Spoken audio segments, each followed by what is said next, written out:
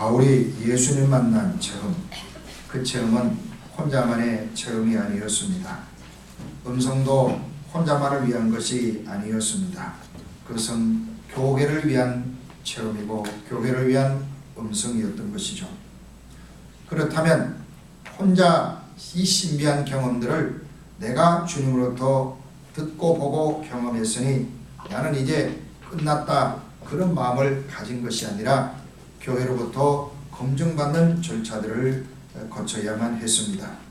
예수님께서는 이 바울 사도가 혼자 빛을 보고 혼자 음성을 듣고 혼자 신비하고 황홀한 체험한 것으로 그치도록 둔 것이 아니라 교회가 공적으로 이를 확인하고 그래서 바울 개인의 체험이 교회에 유익을 가져올 수 있도록 조치하는 그런 모습을 볼 수가 있습니다. 구약 성경에도 보면은 증인은 2명 내지 3명을 세우도록 하였죠. 중요한 일은 2-3명이 증인이 될 때 그 증거가 참되다, 그렇게 확인을 했던 것입니다. 2-3사람이 내 이름으로 모인 곳에 라는 말도 소수의 의미가 아니라 증인들이 서는 것을 말하는 것이죠. 자, 오늘 이 본문에도 사도 바울은 혼자 극적인 경험을 했어요. 바울을 따라가던 사람들이 빛을 보았는지 바울을 따라가던 사람들이 소리를 들었는지 그게 중요한 것이 아니라 바울이 영적 체험을 하였는데 주님을 만났는데 이를 교회가 확인하고 받아들이고 교회의 부흥과 발전에 이바지를 해야 된다 이 말이죠. 그래서 주님께서는 이 바울의 경험을 혼자만의 것으로 두지 않고 다마스커스 입구에서 이 엄청난 경험을 하였는데 성에 들어가서 한 사람을 만나도록 그렇게 조치하신 것을 봅니다. 그래서 사도 바울이 동료들의 안내를 받아서 다마스커스 안에 들어갔는데 거기에 아나니아라는 사람이 있어요. 이 아나니아라는 사람을 바울이 만납니다. 만나가지고 자기가 주님 만난 체험이 확인을 받아요. 검증받습니다. 이 과정이 오늘 이 본문에 나오고 있습니다. 자, 그러면 사도 바울이 아나니아를 만날 수 있던 사람인가? 이전에 예수님 만나기 전에 이 극적인 체험을 하기 전에 바울 사도는 이 아나니아라고 하는 예수 잘 믿는 사람 만날 수 있는 사람이 아니에요. 왜냐하면 이 예수 믿는 사람을 전부 체포하여 감옥에 가두는 사람이고 핍박하는 사람이고 죽이는 사람이잖아요. 그런 사람이 예루살렘을 떠나서 지금 이 다마스커스에 있는 유대인 그리스도인들을 잡아가지고 감옥에 가두려고 지금 가고 있는 입장인데 아나니아를 그냥 만나면은 아나니아 말을 들을 수도 없고 아나니아라는 사람을 보는 즉시 체포하여서 고문을 하고 핍박을 가하고 예루살렘으로 압송할 그런 이 바울 사도입니다. 그런데 예수님께서 이 신비 체험을 통하여서 바울을 거꾸로 때린 것이죠. 그 마음이 지극히 교만하고 그만한 상태에 있잖아요. 누구의 말도 듣지 아니하고 예수의 말만 듣기만 하면은 혈압이 상승을 하고 목이 뻣뻣해지고 이 머리카락이 쭈뼛으는 그리고 눈에 살기가 도는 그런 사람이라 말이죠. 그런 사람이 아나니아가 무슨 말을 한다고 들을 사람도 아니고 또 예수 잘 믿는 아나니아를 만난다는 자체가 그로 하여금 너무나 저항적으로 만드는 그런 사건입니다. 그래서 주님께서는 이 바울 사도의 이 교만하고 거만한 마음을 거꾸로 뜨리기 위하여서 극적인 체험을 하게 만드는 것이에요. 이 사건을 통하여 사도 바울은 반쯤 죽은 상태가 될 겁니다. 왜냐하면 갑자기 젊은 사람이 눈앞이 캄캄해져 버렸어요. 여러분 얼마나 당황이 되겠어요. 두려움이 얼마나 컸겠냐는 말이죠. 무엇이라 설명할 수 없는 엄청난 소용돌이가 그에게 일어나고 죽었다고 그렇게 믿었는데 그분이 살아가지고 자기 이야기하는 이 체험이야말로 바울 사도의 그 마음을 낮출 수밖에 없는 그런 사건이었던 것이죠. 우리 마음이 낮아지지 아니하면 복음이 들리지 않고 낮아지지 아니하면 예수님이 보이지 않는 것입니다. 천국을 정글에 짓는 사람이라고 하는 책을 보면은 거기에 요나라고 하는 분이 나오는데 익명으로 나오는 것 같아요. 이분의 선교 사역의 일대기를 이건숙 작가님이 소설 형식으로 쓴데 그걸 읽어보면 참 감동적이고 야 이렇게 사는 길도 있구나 그걸 깨닫게 됩니다. 이분이 이제 한국하고 베트남이 수교하기 전부터 베트남에 가서 사역을 하게 되는데, 원래 이분은 한국의 큰 대기업의 비서실 실장이었습니다. 아주 잘 나가는 그런 사람이었는데 갑자기 사람이 식물인간이 됐어요. 10달 동안 식물인간이 된 채로 살았습니다. 이 사람이 식물인간 된 채로 살다가 극적으로 하나님이 그를 깨워가지고 일어났어요. 그리고 하나님이 그에게 사명을 주는데 베트남으로 가서 복음을 전하도록 사명을 준 겁니다. 이분은 나는 이미 죽었던 사람이다, 그렇게 마음에 결심을 하고 아내와 자식을 한국에 두고 베트남으로 떠났습니다.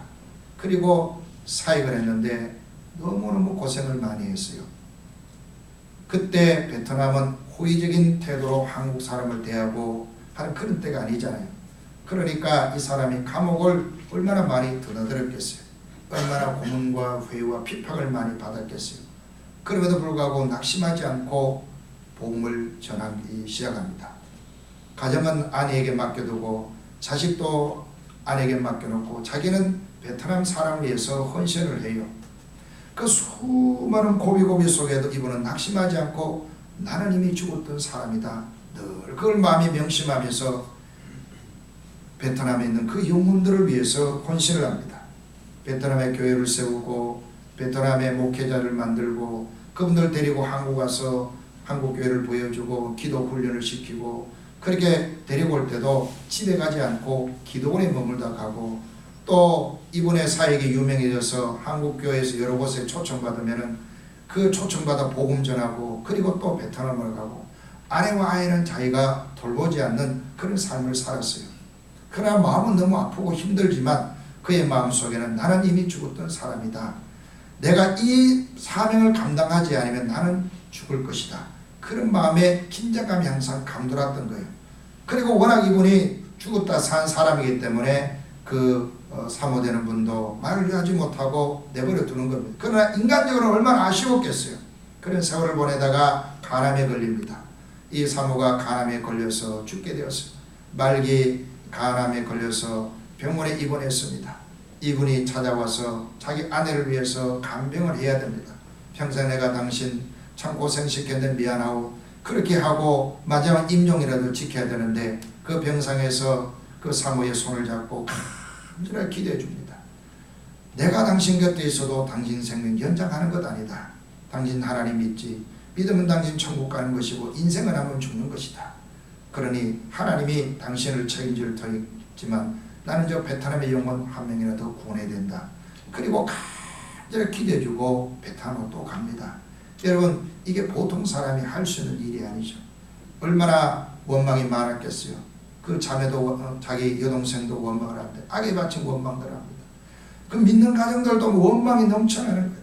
그래도 이분은 하나님 앞에서 부름받은 베트남의 영혼들이 보여서 그곳에 가는 거예요. 그 사건으로 인해서 둘째 아들은 어머니는 죽어가지 아버지는 그런 어머니 돌보지 않고 베트남 가지 너무 마음이 아파 이 아이가 옥상에 올라 죽을 결심까지, 얼마나 가정이 참 힘든 상황입니까? 그래도 이분은 하나님께 맡기고 나는 이미 죽었다. 그 전에 내가 이미 죽었던 사람이다. 하나님 나를 쓰시려고 불렸는데 내가 이 사명 감당하지 않은 나는 죽은 목숨이다. 그렇게 생각하고 계속 베트남에 가서 교회를 사역하고 말씀 훈련을 시키고 그렇게 사역하는데 놀라운 일이 벌어졌어요. 그 사모되는 분의 간암이 다 나아버리고 지금까지 살아있는 거예요. 그리고 그 둘째 아들이 또 어떻게 되느냐, 그렇게 원망스러웠던 아버지를 어느 날 베트남에 찾아와서 아버지의 말을 듣고는 자기가 좋은 직장, 잘 나가는 직장 버리고 베트남의 선교사로 헌신하는 그런 이야기가 나옵니다.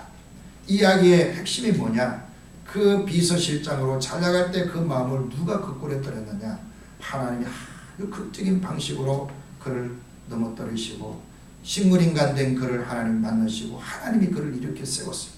그리고 베트남 사람을 위해서 헌신하게 만들었다, 그런 말이죠.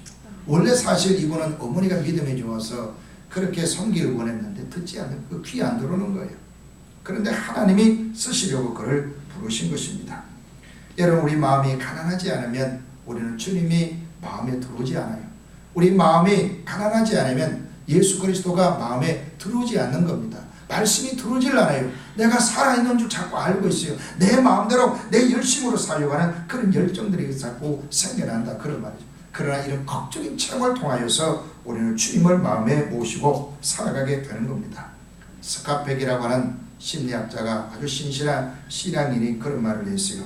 이 나르시시즘이라고 있는데 이게 뭐냐면은 물에 비친 자기 얼굴 보고 자기가 최고 잘난 줄 알고 있는 그런 심리적 상태를 말합니다. 그리고 이 사람은 심리적으로 자기 의를 항상 신뢰하는 사람이죠. 항상 자기가 잘난 줄 알고 자기 말만 주장하려고 하고 자기만이 예쁜 줄 알고 자기만이 뛰어난 줄 알고 그렇게 살아가는 자아도취적 그런 인물인 것이죠. 우리에게 약간의 그런 면모들이 있잖아요. 자기가 왕인 줄 알고 자기가 왕자인 줄 알고 자기가 항상 공주인 줄 알고 그렇게 생활하는 사람들이 있는데 그게 무슨 문제가 있냐면은 남을 받아들이지 못하는 거예요. 나도 잘났지만 너도 잘나서 이렇게 해야 되는데 나는 잘났고 너는 못나서 이 마음으로 사는 거예요. 나는 훌륭하고 너는 나쁜 사람이야. 이렇게 살아간다 그 말이죠. 이게 무슨 마음이냐? 이분이 심리적으로 가만히 연구해 보니까 이게 사단의 마음이구나. 이를 깨닫게 된 겁니다. 이 나르시시즘이라고 하는 것은 사단의 성품이다. 왜 그러냐? 하나님이 보내신 의를 안 받아들인다 그 말이죠. 하나님이 보내신 의가 뭐냐? 예수 그리스도이거든요. 오늘 아나니아의 말도 보면은 예수님을 그 의인이란 말을 하잖아요. 그 의인 예수님을 받아들여야만 하나님의 의를 받아들이는데 우리 그걸 안 받아들이는 건 뭐냐? 이게 영적인 나르시시즘이 이게 사단의 성품이라 그런 말이죠. 그럼 이거 어떻게 깨어지느냐? 우리가 믿던 의가 깨어지고 우리가 의지했던 내 건강이나 재산이나 실력이나 탄탄대로 이런 것이 무너져서 나는 아무것도 할 수 없구나 깨달을 때 우리 마음이 겸손해져서 하나님의 의를 받아들이게 되는 겁니다. 그래서 내 마음에 하나님의 의신 그 의인 예수님을 믿고 그 의인 예수님을 사랑하고 살아가는 것은 나에게 주신 하나님의 큰 복입니다. 여러분이 넘어져서 예수님 만났으면 그게 복이에요. 여러분 힘들어서 예수님 더 꽉 붙들었으면 그게 복인 줄로 믿으시기를 바랍니다. 이제 이 강한 사울 청년의 마음이 이런 극적인 체험을 통하여서 깨어지고 예수님을 만나게 됩니다. 사도 바울이 얼마나 예수님 많이 사랑했습니까? 우리가 알고 있는 대로 자기 전생애를 불살라 드렸던 그런 인물입니다. 요나 선교사의 삶도 바울의 복음과는 그런 헌신의 삶인 걸 봅니다. 이렇게 많이 사랑할 수 있는 것은 뭐냐? 사랑을 많이 받았기 때문이라고 말씀했어요. 누가복음 7장 44절에 보면은 한 여인이 나오는데 이 여인이 죄를 지었어요. 그래서 망심에 늘 가책을 느끼고 사회 사람들로부터도 인정 못 받는 그런 사람이었는데 이분이 예수님 앞에 와서 눈물을 펑펑 쏟으면서 예수님 발에다 향유를 붓고 머리털로 닦는 겁니다. 이걸 보고 주위에 있는 사람이 비판을 했어요. 당연히 비판하겠죠. 착한 사람들이 이 나쁜 사람 얼마나 비판을 많이 했겠어요. 그때 예수님이 여자를 돌아보시면서 그 시몬에게 일러주는 말씀이 있습니다. 나는 너 집에 들어올 때 내게 발 씻을 문도 주지 않고 너는 내게 입도 맞추지 아니하고 너는 내 머리에 감람유도 붓지 아니했다. 그러나 내가 이 집에 들어올 때 이 여인은 눈물로 내 발을 씻어주고 이 여인은 내 발에 입을 맞추기를 거치지 아니하고 내 발에 향유를 부었다. 왜 그러냐? 그 여인의 죄가 사해졌다. 많이 사랑을 받은 사람이 그 사랑을 표현한다고 말씀하시면서 누가복음 7장 47절에 그렇게 말씀합니다. 그의 많은 죄가 사해졌도다. 이런 그의 사랑함이 많음이라 사함을 받은 일이 적은 자는 적게 사랑하느니라 말씀하고 있어요. 이 말씀대로 이 바울 사도는 예수님이 어떤 분이에요? 자기는 절대로 예수님께 사랑받아서는 안 되는 사람이잖아요. 예수님이 다 구원해도 바울은 구원하지 말고 지옥에 보내야만 예수님 믿고 바울 때문에 억울하게 죽은 사람들이 위로가 될 수 있는 그런 인물이에요. 그런데 이 바울을 예수님이 만나주시고 죄를 용서해 주시고 그리고 그를 충성스러운 사람 여겨가지고 사명까지 주잖아요. 바울 사도는 너무너무 이것이 마음에 깊은 사랑으로 와닿은 겁니다. 그래서 디모데전서 1장 12절에 이런 고백하죠. 나를 능하게 하신 그리스도 예수 우리 주께 내가 감사함은 나를 충성도에 여겨 내게 직분을 맡기시니 전에는 내가 비방자요 박해자요 폭행자였으나 도리어 긍휼을 입은 것은 내가 믿지 아니할 때 알지 못하고 행하였음이라. 우리 주의 은혜가 그리스도 예수의 믿음과 사랑에 넘치도록 풍성하였도다. 빛보다 모든 사람이 받을 만한 이 말이여 그리스도 예수께서 죄인을 구원하시려고 세상에 임하셨다 하였도다. 죄인 중에 내가 괴순이라. 그러나 내가 긍휼을 입은 까닭은 예수 그리스도께서 내게 먼저 일체 오래 참으심을 보이사 후에 주를 믿어 영생 얻는 자들에게 본이 되게 하려 하심이라 고백하고 있습니다. 그는 자기가 어떤 사람인가를 너무 잘 알고 있는 거예요. 그러니까 주님께서 자기를 구원해 주시고 충성스럽게 여겨가지고 직분을 맡기는 것을 생각하니 너무 감사한 거예요. 그가 전에는 비방자였죠, 박해자였죠, 폭행자였습니다. 그런데 자기를 긍휼히 여겨 주셨다고 고백하잖아요. 내가 긍휼을 입은 까닭이 뭐냐? 바울을 보면은 야, 주님이 참아도 너무너무 오래 참아주시고 주님이 참으셔도 너무너무 귀하게 참으시는구나. 세상에 어떻게 바울 같은 사람을 용서하나? 어떻게 바울 같은 사람에게도 교회를 맡기느냐? 바울 같은 사람에게도 어떻게 예수를 이야기하도록 기회를 주느냐? 나 같으면 성질 나가지고 저놈이 말을 하면은 내가 기분이 나빠지니까 너는 안 돼. 입을 막아 옹해버릴 터인데 주님께서 그의 침을 맡겨주고 이걸 보여주기 위해서 그렇게 했다고 고백하는 거예요. 바울은 깨지면서 주를 만났는데 그 극적인 체험이 너무너무 엄청난 사건인 것이죠. 자, 오늘 여러분들과 말씀을 나누고 싶은 건 뭐냐면 사도 바울은 영적인 체험을 했어요. 그리고 그 체험 가운데서 예수 그리스도가 그를 부르시는 소명을 받게 되는 겁니다. 오늘 우리도 이런 영적인 체험들과 소명들이 있을 수가 있어요. 여러분들도 기도하면 응답받는 체험들이 있고 신비 경험을 할 수도 있고 꿈이나 환상 가운데서도 놀라운 경험들을 할 수가 있습니다. 그런데 많은 사람들은 이를 자기만의 황홀경으로 알고 자기만이 무슨 엄청나고 놀라운 일을 경험한 듯이 자랑하고 떠들고 자기만의 그라운드를 만드는 사람들이 종종 있습니다. 우리가 이런 놀라운 일들을 경험할 때 주신 목적을 분명히 기억해야 됩니다. 왜 성령을 참게 하셨는가? 왜 성령의 은사를 참게 하셨는가? 방언의 기도를 하게 하시느냐? 예언의 은사를 주시느냐? 병을 고치는 은사를 주시느냐? 왜 나에게 하나님이 신비하고 놀라운 일들을 누리게 하시느냐? 그 나만을 위하여서 주신 것이 아니라 교회를 위하여 주셨다는 것을 기억하시기를 바랍니다. 믿음의 유익을 끼쳐야 되는 거예요. 하나님의 교회에게 하나님 백성들에게 덕을 끼쳐야 된다 그런 말이에요. 한 사람이라도 믿음의 유익을 주고 더 전도하고 믿음 안에 살아갈 수 있도록 도와주도록 하기 위하여 하나님 우리에게 영적으로 놀라운 일들을 경험하게 하시는 겁니다. 이를 여러분이 잊어버리면 안 돼요. 우리 하나님 만나는 놀라운 신비한 체험들이 있을 수가 있습니다. 다 있어요. 여러분들 각자에게 믿음의 비밀이라는 게 다 있습니다. 무엇을 설명할 수 없지만 내 안에 놀라운 일들이 일어나는 거예요. 하나님이 하늘의 신비를 여러분에게 말씀과 성령을 통하여 이미 주신 줄로 믿습니다. 그 설명 다 못해도 괜찮아요. 이제는 이것이 교회의 유익이 되어야 된다 그런 말이에요. 저 개인적으로도 신비하고 놀라운 일들을 경험했지만 교회의 유익이 되지 않는 일들을 이야기할 필요가 없는 거예요. 그걸 잘 정리를 해서 내가 내 신비하고 놀라운 주님 만난 이야기를 했을 때 이 성도들에게 유익이 되느냐, 이 성도의 믿음에 유익이 되느냐, 복음을 전하는데 유익이 되느냐, 교회를 건강하게 만드는데 유익이 되느냐, 그런 차원에서 이야기를 해야 되는 거예요. 내가 주님 만났는데 뭐 이런 얘기 저런 얘기 그런 거 하면 안 돼요. 그것은 도움이 안 됩니다. 왜?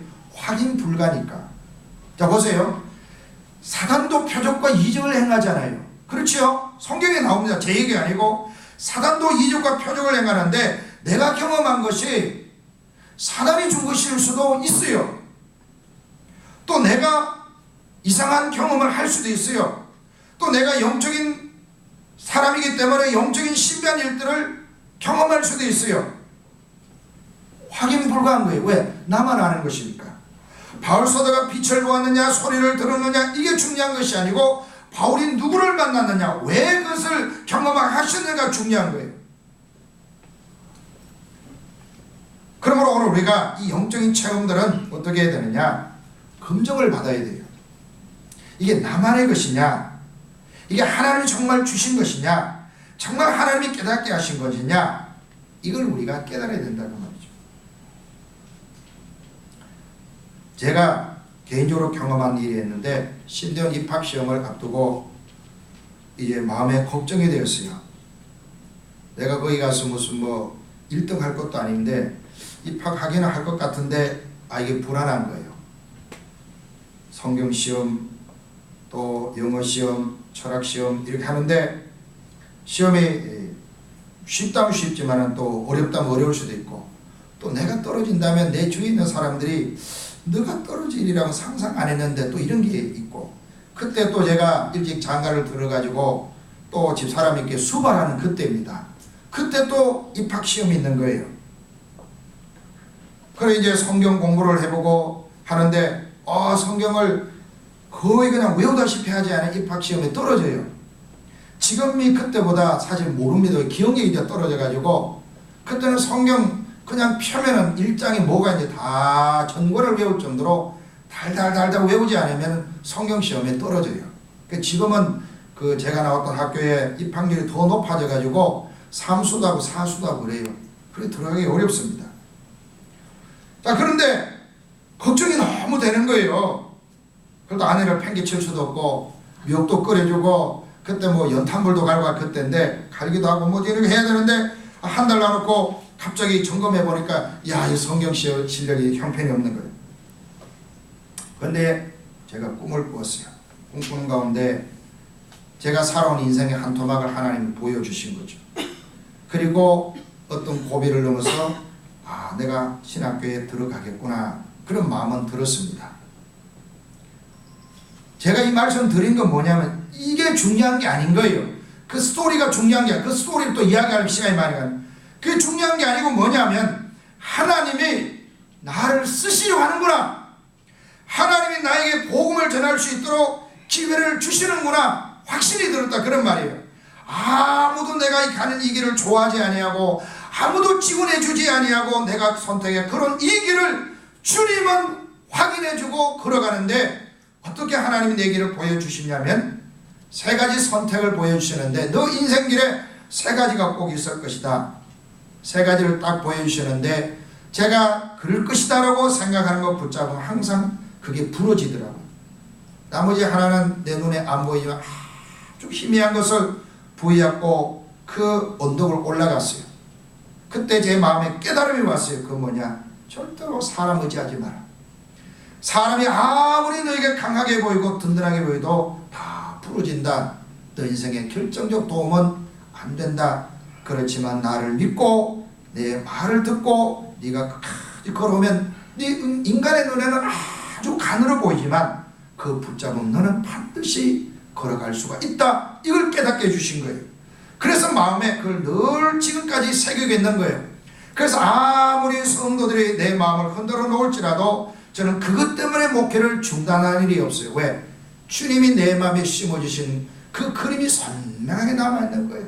주님이 나를 쓰시면 나는 걸어간다. 주님이 나에게 설교할 기회를 주면 나는 복음을 전한다. 주님이 그만두라고 하지 않는 한 나는 이 길을 걸어간다. 그 마음이 새겨져 있는 거예요.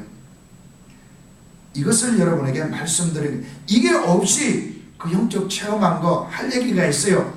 그건 아무 도움이 안 되는 거예요. 여러분이 아무 유익이 없는 거예요. 중요한 건 뭐냐? 저는 그것을 마음에 새겼기 때문에 내 인생의 큰 환난, 정말 목표를 그만둬야 될 그 큰 환난이 왔을 때도 저는 이 길을 걸어가기로 결심한 거예요. 왜? 주님이 걸어갈 수 있도록 사명을 주고 인도하실 것에 확신이 있었기 때문에 걸어가는 겁니다.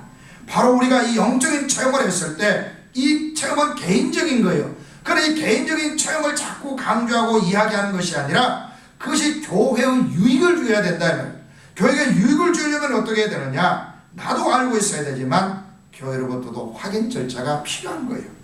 오늘 본문에 보면은 바울 사도는 엄청난 경험을 했습니다. 이 경험 하나만으로도 신비하고 황홀하고 너무 자랑스러울 거예요.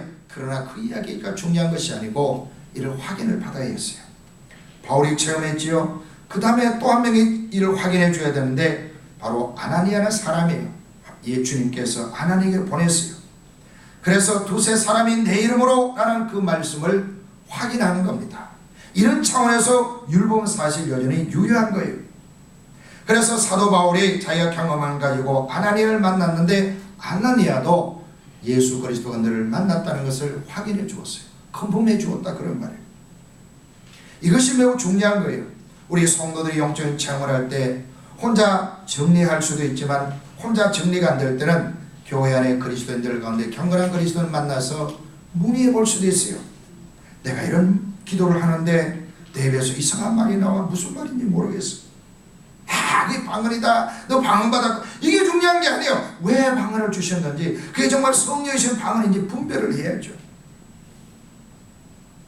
내가 기도하는데 너무 신기한 꿈을 꿨어. 원래 복권 사러 가야지. 그런 개꿈 꾸지 말고 하나님의 뜻이 뭔가 보고 그 뜻을 찾아서 내가 어떻게 더 헌신하고 충성할 것인가, 이 방향으로 가야 되잖아요. 그럼 누구의 분별을 받아야 되겠어요? 아나니아는 사람이 어떤 사람이냐? 12절에 보니까 율법에 따라 경건한 사람으로 거기 사는 모든 유대인들에게 칭찬을 듣는 아나니아, 그렇게 말씀하고 있어요. 성도들에게, 그리스도인 성도들에게 칭찬받고 유대인들로부터도 칭찬 듣는 그런 사람이게, 그러니까 공적으로 검증받은 인물을 통하여서 주님은 바울 사도의 영적인 형상과 경험과 부르심을 확인해 주도록 조치를 하신 겁니다. 그러니까 이 아나니아가 바울을 인정해 줌으로써 다마스커스에 있는 유대인 그리스도인들 또한 바울 사도의 이 부르심과 영적인 체험을 인정할 수 있는 근거가 확보되게 하셨어요. 그러므로 앞으로 이 지역이 복음을 위해서 바울 사도의 유력한 동력자가 될 것이고, 바울 사도가 복음을 위해 헌신할 수 있도록 확인해주는 그런 절차를 거쳤다면, 왜냐? 바울 사도는 교회를 너무나 핍박하고 예수를 부인한 사람인데, 이 사람이 정말 살아계신 예수님 만났다는 것을 교회가 인정하지 아니하면 이 사람은 형제로서 교제가 안 되는 거예요. 교회 유익을 가져올 수 없는 거예요. 그런데 아나니아가 이 사실을 확인해 줌으로써 교회 앞에서 그의 영적인 체험이 사실인 것을 확인하는 그런 절차를 밟았던 것이죠. 오늘 우리가 소명을 받을 때 목회자로 부름받는 것도 마찬가지예요. 혼자 내가 아무리 내면에서 주를 위해 살아야지라고 확인하더라도 교회가 확인해주는 절차가 없다면 그의 소명은 다 헛된 것이에요. 교회가 보았을 때 너는 아무래도 주님을 더 배워야 되겠다, 너는 말씀을 더 배워야 되겠다, 너는 성품적으로 또 여러 면에서 부족하다 할 때는 안수를 받지 말아야 되는 거예요. 왜냐하면 내가 내 안의 소명도 분명치 않을 뿐만 아니라 형제들이 보았을 때 당신은 아직까지 부족합니다 했을 때는 받지 말아야 되는데, 그냥 신학교 가가지고 형제들로부터 아무도 인정 못 받는 신학교를 졸업하고 그리고 안수를 덜컹 받아요. 그리고 사역을 하니 힘들잖아요. 힘들게 다 버려버려요. 목회자로 부름받는 일이 힘들면 버리라고, 그렇게 부름받으면 안수를 받지 말아야죠. 복음을 위해서 내 생명을 드릴 각오가 없이는 안수받을 필요가 없는 겁니다. 장로로, 집사로, 권사로 얼마든지 섬기는 것이 훨씬 낫잖아요. 돈 벌어서 내 돈 주고 남 봉사해 주면서 가지, 그렇게 섬기는 게 낫지. 왜 경제활동에도 임하지 못하고 사회도 공헌 못하면서 사역도 안 하고 목사의 안수를 받네 말이에요. 제 마음에 그런 것이 있어요. 내가 복음을 전할 기회가 없다면 언제든지 목회자의 자리를 내려가서 내가 다른 방향으로 남을 섬기고 사랑해야 되지, 그런 마음을 갖고 있는 거예요. 그런데 안타까운 것은 이런 확인 절차가 온전히 되지 않는 사람들이 안수를 받습니다. 그리고 사역을 힘들어서 중도 포기해요. 사역하는지 안 하는지 확인이 잘 안 되는 겁니다. 기도 생활에도, 말씀을 읽고 복음을 전하는 일에도 헌신하지 아니에요. 하나님의 복음을 위하여 헌신하라고 하나님이 부르시고 성도들이 인정했다면 일에 목숨 걸어야 되는 건 아니에요. 이제 예수님 만났는데 그 만나서 주님이 나를 위해서 증인이 되어달라고 부탁하는데 왜 하다가 말다가 그렇게 해야 되냐면, 내가 주님 앞에 부름받을 때까지 최선을 다해야 되죠. 마지막 생명을 다할 때까지 주님의 복음을 전하다 가야 되는 것 아니에요? 오늘 우리가 이런 확인 없이 검증받지 아니한 제 사명을 이야기하고 안수받는 사람들이 너무 많습니다. 저는 그래서 될 수 있는 대로 신학교 가는 것을 반대해요. 정말 그 일이 내 목숨처럼 여겨지는 아니면 가지 말라, 그렇게 만류하는 사람 가운데 한 사람입니다. 그리고 기왕에 안수받았거든 복음 전하는 일에 열정을 가져야 되죠. 하나님의 교회를 섬기는 일에 열정을 가져야 되죠. 그게 내 삶의 에너지가 되고 삶의 방향과 목표가 돼야지. 복음을 전하다가 돈도 벌다가 바람도 피우다가 사기꾼처럼 설쳐대다가 그렇게 살면 안 되잖아요. 오늘 우리 성도님들도 마찬가지입니다. 여러분들이 주님 만났어요. 집사로, 장로로, 권사로 부름받았어요. 주님이 작은 공동체를 섬기라고 지차로 여러분 불러주셨는데 기왕에 부름받은 거 충성하십시오. 기왕에 부름받은 거 헌신하십시오. 주님이 여러분의 증인 되어달라고 직분 맡겨주셨잖아요. 하다 말다 던져버리고 그렇게 하면 안 돼요. 이건 장식품이 아니에요. 정말 여러분이 예수님 만났다면, 그 예수님이 정말 여러분의 구주로 간다면 여러분의 삶을 드리십시오. 아멘. 주님 앞에 여러분의 삶을 드리면 주님이 여러분의 삶을 책임져주고 인정해 주시는 겁니다. 아멘. 그래 살아갈 때 혹시 여러분이 개인적인 신비하고 놀라운 일을 경험했을 때 혼자만의 경험으로 간직하고 그걸 자랑하려고 하지 말고, 야, 교회에 이걸 줘야 될 터인데 때로는 이것이 무슨 체험인가 잘 모를 때는 경건한 그리스도인들에게 의논해서 이게 주님의 뜻이 무엇이겠거니 분별할 수 있는 여러분이 되시기를 바랍니다. 네. 사명자는 사명을 따라야만 삽니다. 사명자에게 신비하고 놀라운 일들이 많이 있습니다. 그러나 그 체험을 위하여 불러주신 것이 아니라 복음을 전파하고 한 생명이라도 살리고 한 영혼이라도 주님께로 인도하고 믿음 안에 굳건히 세우기 위해서 주님이 주신 체험들입니다. 아멘. 이 모든 것을 통하여서 주님께 영광 돌리시기를 주의 이름으로 부탁합니다. 아멘. 예수님을 만난 것은 예수님 나를 사랑하신다는 것입니다. 여러분을 구원하신다는 것입니다. 나아가서 나에게 예수님의 사랑 계시고 또 예수님이 나를 사랑하시고 예수 이름만의 구원임을 사람들에게 알려달라고 여러분을 부르시고 놀랍고 놀라운 체험들을 하게 하셨습니다. 때로는 반대나 오해가 있고 손해가 있을지라도 우리 예수님의 증인되어 살아가야 할 것입니다. 아멘. 예수 그 이름은 살아있는 이름이고 그 이름을 위하여 여러분에게 놀랍고 놀라운 경험들을 우리 주님이 하도록 하시는 줄로 믿습니다. 아멘. 기도하겠습니다. 하나님 아버지 감사합니다. 사도 바울의 개인적 체험은 자기만을 위한 것이 아니고 교회의 복음을 전하며 교회의 유익을 위하여 주신 체험인 것을 우리가 확인합니다. 바울은 혼자만의 체험으로 그치지 않고 아나니아를 통하여 확인하게 하시고 그래서 교회가 모두 받아들이고 인정할 수 있는 길을 열어주시고